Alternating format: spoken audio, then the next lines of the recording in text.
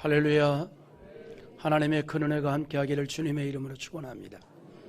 어제는 우리 교회가 7번째 맞이한 우리 시민로 벚꽃축제를 진행을 했습니다. 아주 날씨도 너무 화창하고 또 벚꽃도 만발하고 정말 축제였습니다. 또 거기다가 또 우리 성도들이 너무너무 짜임새 있게 준비를 잘해가지고 제가 깜짝 놀란 건 이제는 한 7회쯤 되니까 척하면 척이라고 세팅하는데 그걸 금방 쫙 세팅해서 끝내더만. 그러니까 또 그냥 각 그 담당한 분들이 또 팔거리, 먹거리 준비하고 놀거리 준비를 하는데 놀라웠어요. 먹는 것도 맛있고 저는 점심도 전으로 먹고 저녁도 전으로 먹고 목이 말릴까 봐 식혜를 얼마나 많이 먹었던지 꼽아보니까 5잔을 먹었더라고요. 알코올 아니길 다행이지. 하여튼 근데 나중에 정리하는데도 눈 깜짝할 사이에 정리가 다 끝나요. 이야, 이제는 다들 뭐 전문인이 되셨구나. 어쨌거나 많은 분들도 참석하고 특히 우리 어린이들을 위한 놀거리 코스가 참 다양하게 있었는데 많은 아이들이 참석해서 좋았습니다. 내년에는 더 놀거리 코스를 좀 더 확대해서 어린이들에게도 축제의 시간이 되도록 그렇게 해보겠습니다. 수고한 모든 분들에게 주의 은혜가 함께하기를 원하고 다들 잘했어요. 박수 한번 합시다. 네. 감사합니다. 참 우리 교회가 모든 일에 잘하는 것 같아요.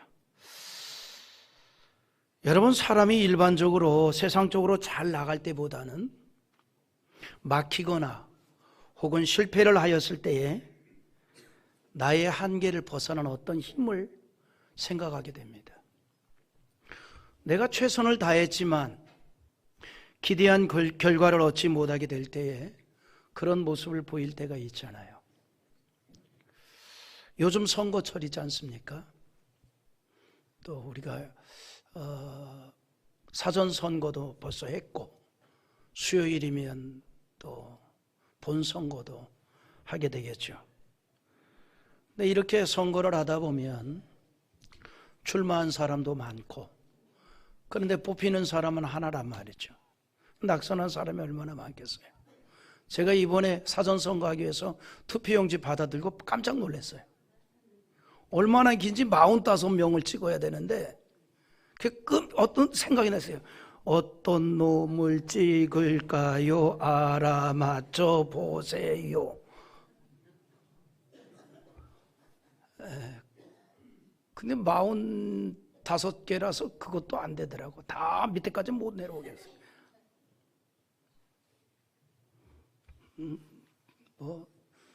그래서 눈에 딱 띄는 사람을 찍었는데 근데 선거를 치르고 나서 낙선한 후보들을 보면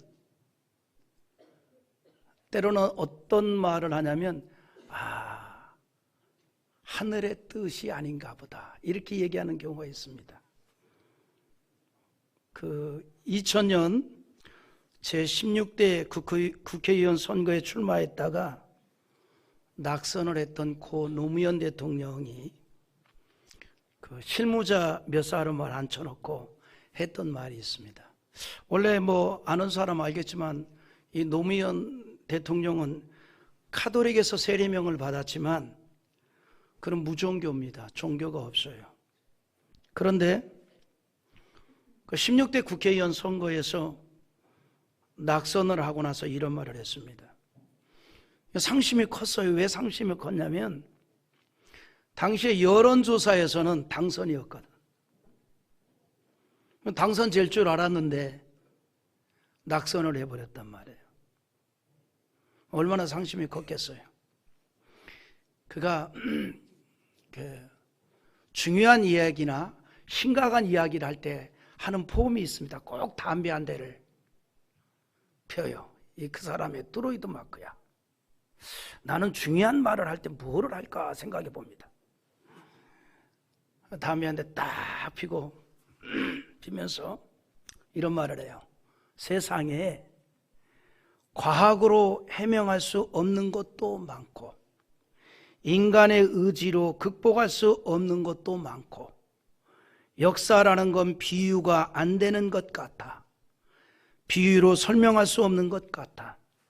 여론조사 잘 나오고 할 때는 우리가 극복해야 될 역사적 과정에 비추어서, 그러니까 여론조사 잘 나올 때는 되는 줄 알았는데 떨어졌단 말이죠. 그래서 우리가 극복해야 될 역사적 과정에 비추어서 하나님이 나에게 일을 좀 주시는 줄 알았어. 여론조사 잘 나왔을 때는. 근데 하나님의 뜻이 다른가 봐. 그런 말을 해요. 무종교인입니다. 최선을 다했어. 여론조사는 당선이야. 기대를 했는데 낙선을 했어요. 그때 그가 하나님을 생각합니다. 하나님이 나에게 일을 좀 주시는 줄 알았지. 근데 결과를 보니까 하나님의 뜻이 다른가 봐. 그의 말에서 인간의 한계 너머에 있는 전능자의 어떤 관여하심에 대한 표현을 발견하게 됩니다. 물론 제가 노무현 씨를 정치적으로 지지한다는 건 아니에요.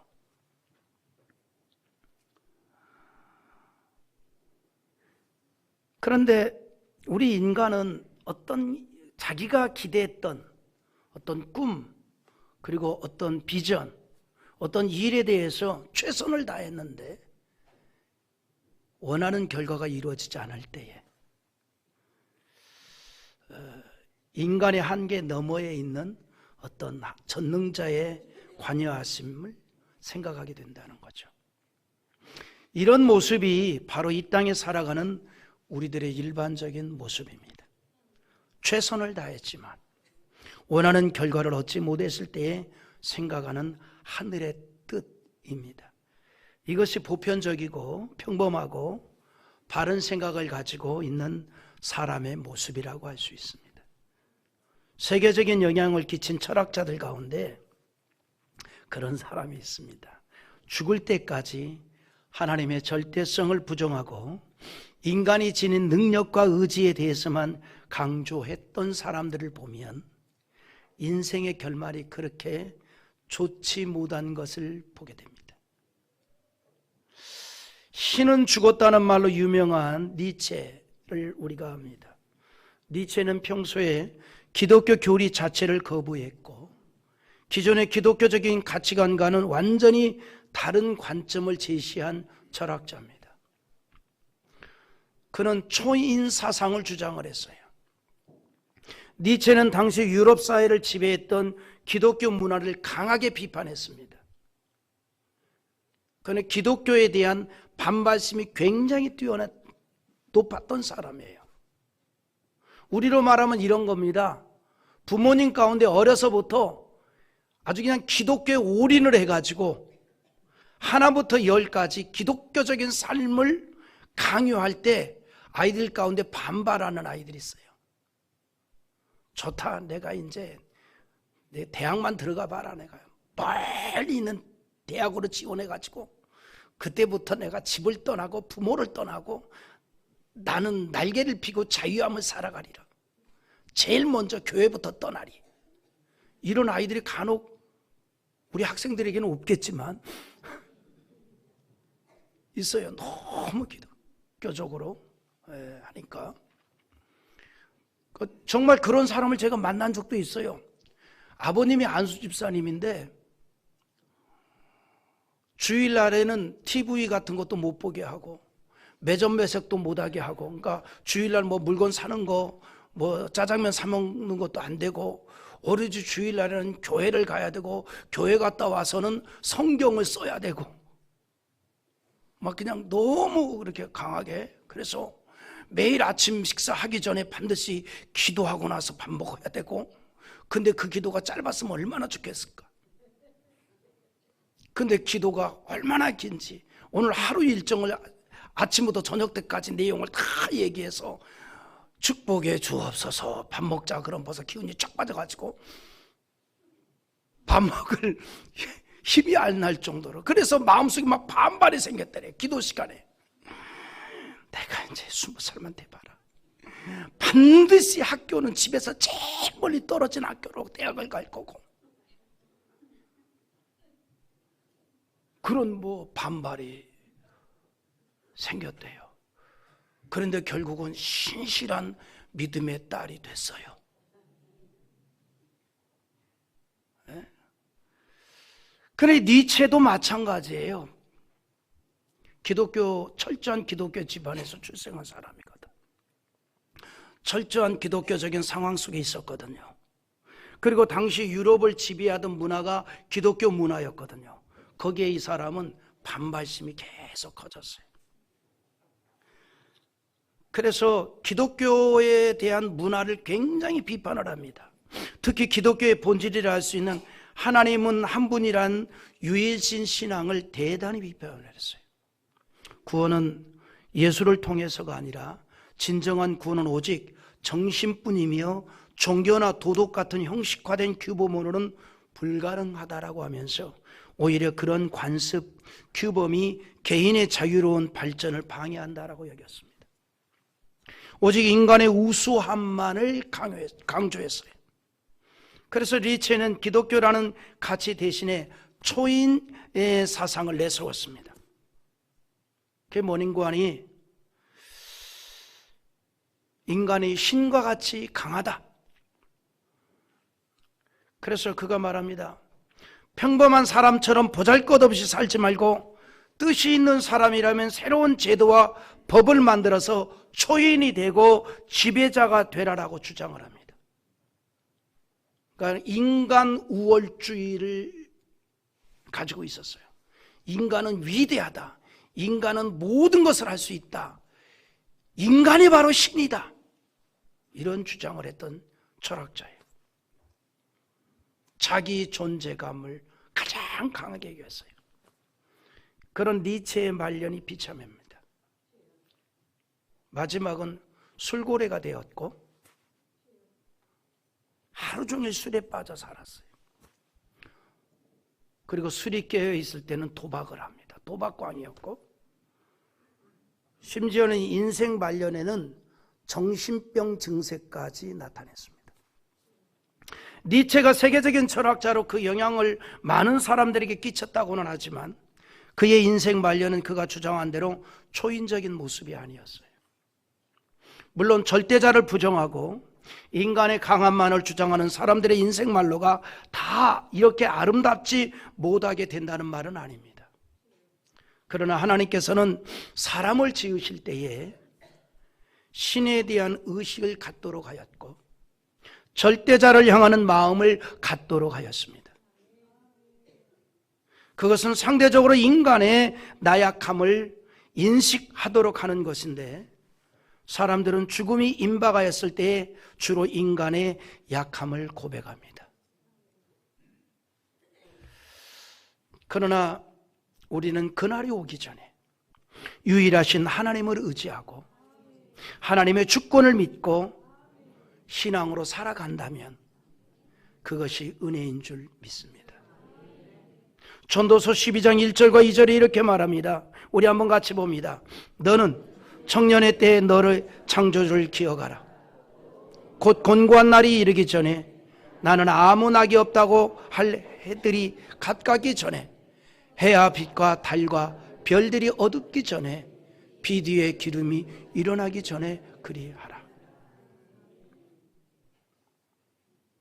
힘이 있을 때 더 하나님을 기억하라는 거예요. 죽을 날이 임박했을 때 하나님을 찾지 말고 힘이 있을 때, 활동적일 때, 젊어서 미래에 대한 꿈을 꾸고 열심히 살아갈 때에 오히려 더 전능하신 하나님을 기억하고 그를 의지하는 신앙으로 살아가라는 거예요. 그 전에 어떤 분이 이렇게 말해요. 자기는 뭐 30대는 이렇게 하고 40대는 이렇게 하고 50대는 이렇게 하고 60대는 이렇게 하고 그래서 한 65세 지나서 그때 이제 교회 열심히 다니고 신앙생활 잘했으면 좋겠다. 그렇게 얘기하는 사람을 제가 봤어요.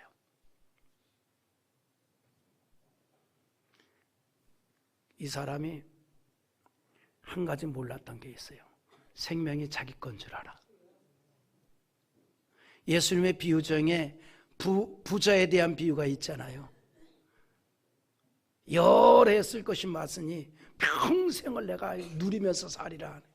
예수님이 이렇게 말해요. 이 어리석은 자야, 이 밤에 내 생명을 거둬가면, 주님이 이 말씀합니다. 우리가 생명이 자기 건 줄 알았던 거죠. 여러분, 생명이 내 것이 아니거든요.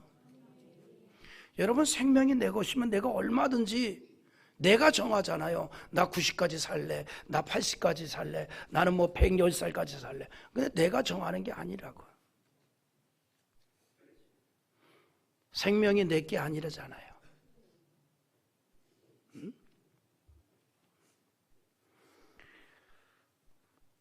그래서 여러분, 우리가 젊어서 미래에 대한 꿈을 꾸고 열심히 살아갈 때에 오히려 더 전능하신 하나님을 기억하고 그를 의지하는 신앙으로 살아가라는 거예요. 성경은 이렇게 말합니다. 우리의 젊은 시절에 행한 모든 행동을 하나님께서 다 기억을 하고 그 행위에 대해서 심판을 한답니다. 저는 젊다고 생각하는 사람들에게 이렇게 말하고 싶습니다. 성경은 이렇게 말합니다. 그 젊은 시절의 모든 행위를 하나님이 심판한다. 벌 줄 자에게는 벌을 주고 상 줄 자에게는 상을 준다는 거예요. 그래, 젊다고 생각하는 그때에 더 하나님 말씀으로 살아가는 자들이 되라는 거예요. 우리 전도서 11장 9절 한번 읽어볼까요? 청년이여, 내 어린 때를 즐거워하며 내 청년의 날들을 마음에 기뻐하며 마음에 원하는 길들과 내 눈이 보는 대로 행하라. 그러나 하나님이 이 모든 일로 말미암아 너를 심판하실 줄 알라. 무슨 말이에요? 내 눈이 원하는 대로 그냥 살아라. 내 눈이 원하는 대로 살아라.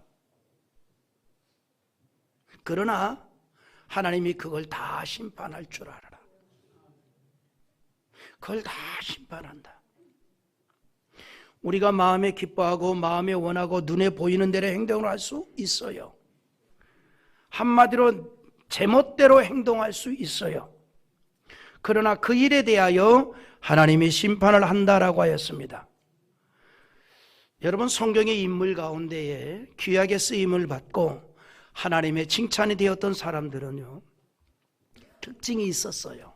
무슨 특징이 있었냐면 어린 시절에 자기 마음대로 살지 아니하고 하나님이 원하는 인생을 살았습니다. 자기 마음껏 산 게 아니라 하나님이 원하는 대로 살았다는 거예요. 요셉이나 사무엘이나 다니엘과 그의 3명의 친구들이 그렇잖아요. 신약에서도 디모데와 같이 바울의 사역에 큰 동역자가 되었던 사람들이 다 그러했습니다. 그들은 다 하나님의 주권을 믿고 살았습니다. 특히 요셉은 하나님의 주권에 대한 철저한 믿음이 있었어요. 그러므로 형들이 자신을 상인들에게 팔아서 애굽으로 끌려왔지만 그 일을 하나님의 뜻을 이루기 위한 하나님의 주권으로 이루어졌다라고 믿었습니다. 이스라엘 민족을 이루기 위해서 먼저 자신을 애굽으로 보냈다는 사실을 믿었어요. 형들이 애굽으로 자신을 보냈지만 그러나 하나님께서 형들을 사용했다는 그런 확신을 갖게 되었습니다. 그래서 창세기 45장 7절 한번 또 읽어봅니다. 하나님이 큰 구원으로 당신들의 생명을 보존하고 당신들의 후손을 세상에 두시려고 나를 당신들보다 먼저 보내셨나니. 할렐루야. 요셉은요, 자신의 삶 속에서 분명한 하나님의 뜻을 알았습니다. 그러므로 자신이 당한 모든 괴로움을 탓하지 않았어요. 누구도 원망하지 않았습니다. 자신을 애굽으로 보낸 것은 하나님이라고 합니다. 여러분, 그래서 하나님의 섭리를 믿고 그 뜻에 순종하면서 사는 사람은 원망이 없어요. 그냥 감사만 있고 무슨 일을 만나든지 그 가운데서 하나님의 뜻을 찾아가는 그러한 산신앙의 사람의 모습을 보입니다. 우리 창세기 45장 8절 한번 또 읽어봅니다. 그런즉 나를 이리로 보내는 당신들이 아니요 하나님이시라. 하나님이 나를 바로에게 아버지로 삼으시고 그 온 집의 주로 삼으시며 애굽 온 땅의 통치자로 삼으셨나이다. 아멘. 요셉은 이처럼 인생의 모든 일에 있어서 하나님의 주권을 믿었습니다. 하나님의 주권을 믿는 신앙은요, 그래서 원망도 없고요, 원수도 없어요. 하나님의 주권, 그 하나님의 주권을 믿으면 원망도 없어요. 원수도 없습니다. 여러분, 모든 인생은요, 그 후에 하나님이 계시다는 걸 우리는 믿고 살잖아요. 하나님의 주권으로 이루어진다는 걸 우리는 고백하면서 살잖아요. 오늘 말씀에서도 바로 하나님의 주권을 말해주고 있습니다. 하나님의 주권으로 하나님의 뜻을 이루기 위해서 한 나라를 강하게도 하고 약하게도 할 뿐만 아니라 왕을 세우는 일에도 하나님의 주권이 있었다는 사실입니다. 이스라엘 백성들을 구원하시고 회복시키기 위해서 이방 나라와 이방 왕까지 사용하신다는 것을 보여주고 있는 거예요. 그게 오늘 본문의 내용입니다. 우리 1절 한번 천천히 같이 읽어봅시다. 여호와께서 그의 기름 부음을 받은 고레스에게 이같이 말씀하시되 내가 그의 오른손을 붙들고 그 앞에 열국을 항복하게 하며 내가 왕들의 허리를 풀어 그 앞에 문들을 열고 성문들이 닫히지 못하게 하리라. 아멘. 하나님께서 고레스 왕의 오른손을 붙들고 그를 통해서 열국이 항복하도록 한다는 겁니다. 여러분, 고레스 왕이 누굽니까? 이스라엘을 공격하여 예루살렘 성을 무너뜨리고 성전을 불태웠던 아주 강한 바벨론 제국을 무너뜨렸던 바사, 즉 페르시아 왕이잖아요. 여러분, 유대 왕이 아니라 페르시아 왕입니다. 이 사람은 하나님을 섬기지도 않고 하나님의 이름도 모르는, 하나님과 아무 관계가 없는 사람입니다. 그렇지만 하나님께서 이 고레스 왕을 사용하셨습니다. 하나님께서 고레스 왕에게 뭐라고 얘기합니까? 기름을 부었다라고 말합니다. 하나님을 알지도 못하는 이방 나라의 왕 고레스를 하나님이 축복했습니다. 뭘 얘기합니까?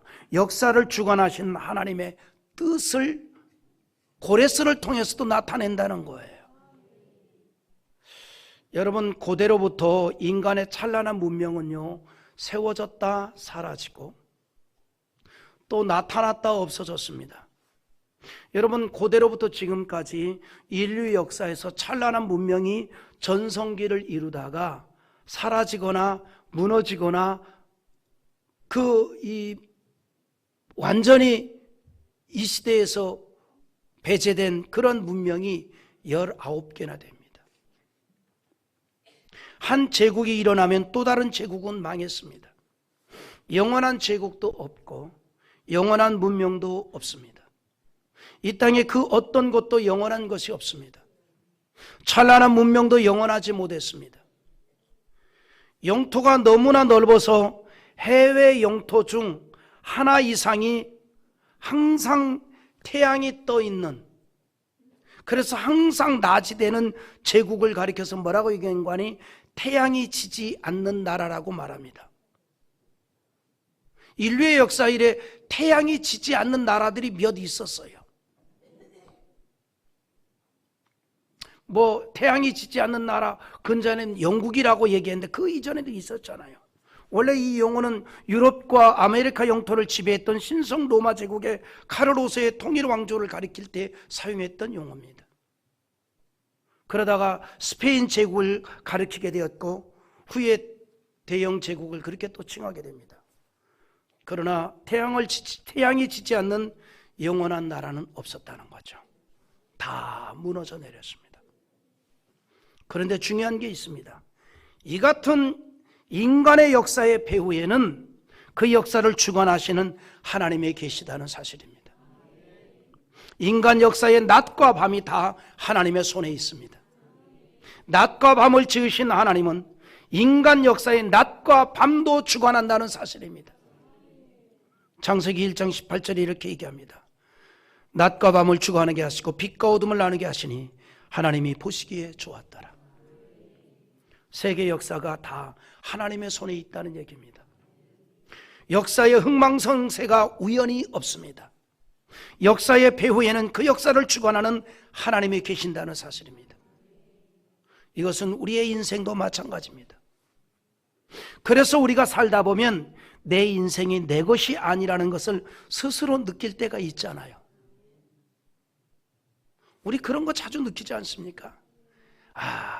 내게 내 게 아니구나. 건강도 내 게 아니고, 재물도 내 게 아니고, 자식도 내 게 아니고. 우리 그러잖아요. 내 새끼 내 새끼 그러잖아요. 그 기저귀 찰 때만 내 새끼예요.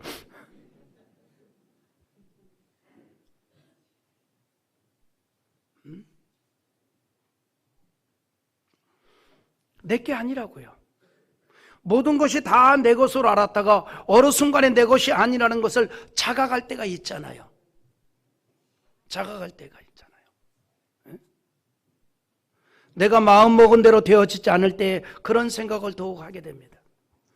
그렇게 하여 하나님에 대한 신앙을 갖게 되면 이제 하나님의 주관하심을 고백하게 되죠. 내 인생을 내가 끌고 가는 것이 아니라 하나님께서 이끄신다라는 것을 알고 하나님 앞에 겸손히 자신의 삶을 맡기게 됩니다.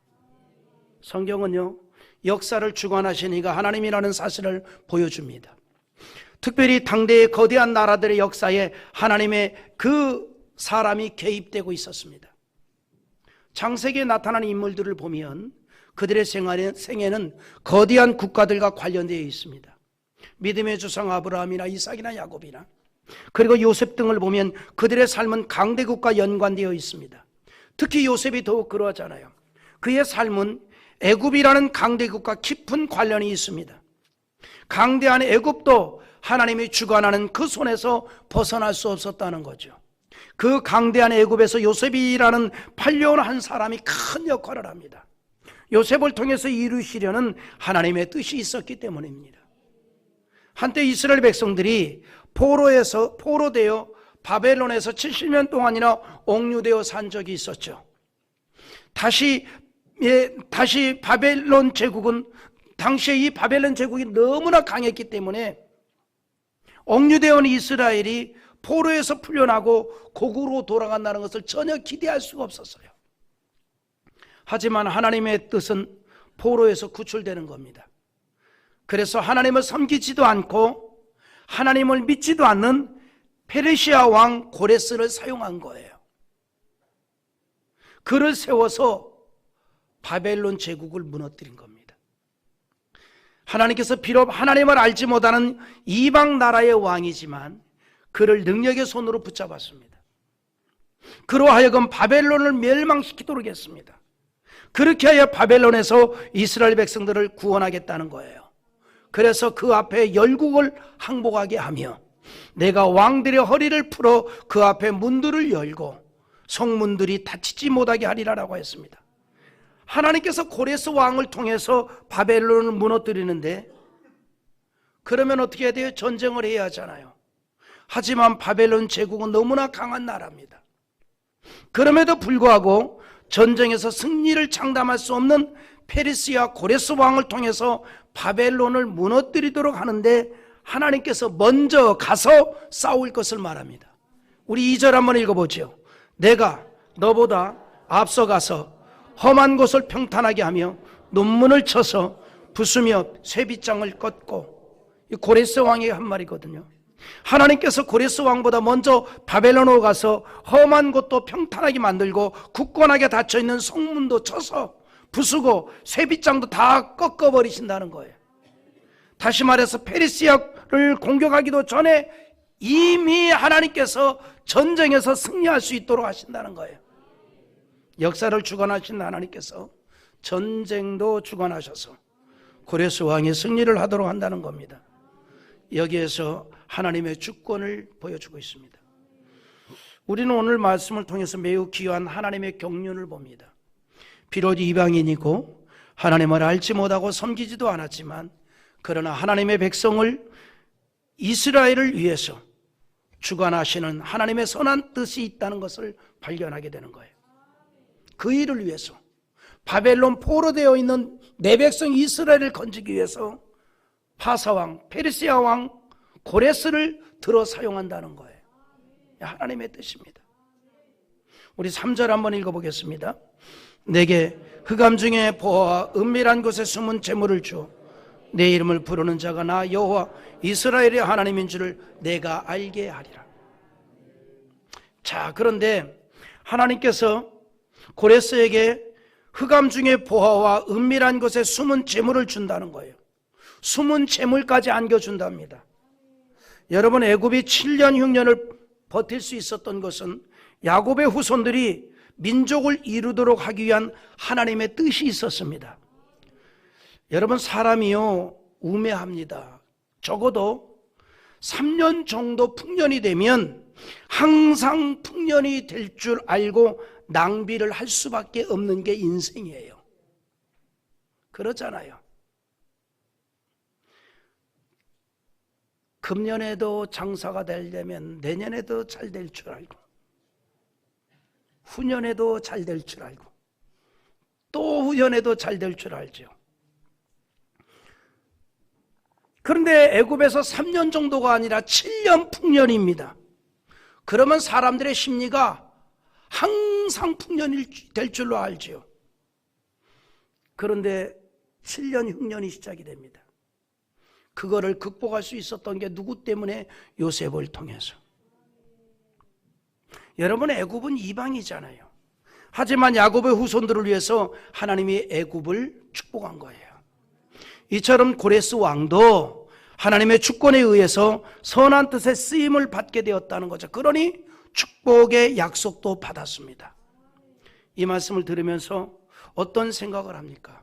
하나님을 알지 못하는 이방 나라의 왕이라도 하나님의 뜻을 위해서 쓰임을 받고 하나님의 주권에 따르면 복을 받는다면, 하물며 하나님을 섬기는 우리가 하나님의 주권을 따른다면 복을 받지 않겠습니까? 반드시 하나님의 축복이 있습니다. 오늘 말씀, 고레스 왕을 강하게 하고 바벨론을 정복하여 복을 받게 한 이유를 분명하게 말합니다. 4절 또 읽어봅니다. 내가 나의 종 야곱, 내가 택한 자 이스라엘 곧 너를 위하여 내 이름을 불러 너는 나를 알지 못하였을지라도 내게 칭호를 주었노라. 하나님을 알지 못하였을지라도 이스라엘 백성을 위해서 고레스를 세웠고 축복하였다는 거예요. 우리는 오늘 말씀에서 더욱 확신해야 할 것이 있습니다. 세계 역사가 하나님의 주권 아래에 있고 우리 인생도 하나님의 손에 있다는 사실입니다. 고레스 왕을 세워 바벨론을 멸망시키고 이스라엘을 구원하신 하나님의 주권이 우리에게 강조되는 것이 있습니다. 하나님의 주권은 하나님의 백성을 위한 것이라는 거죠. 오늘 말씀에서 강조하는 두 가지가 있습니다. 첫째는 모든 주권이 하나님에 있다는 것이고, 둘째는 하나님의 주권은 그의 백성을 위한 것을 말하고 있습니다. 그래서 오늘 본문에서 우리가 좀 깊이 봐야 될 구절이 있는데 우리 두 구절만 한번 읽어봅니다. 7절 먼저 보겠습니다.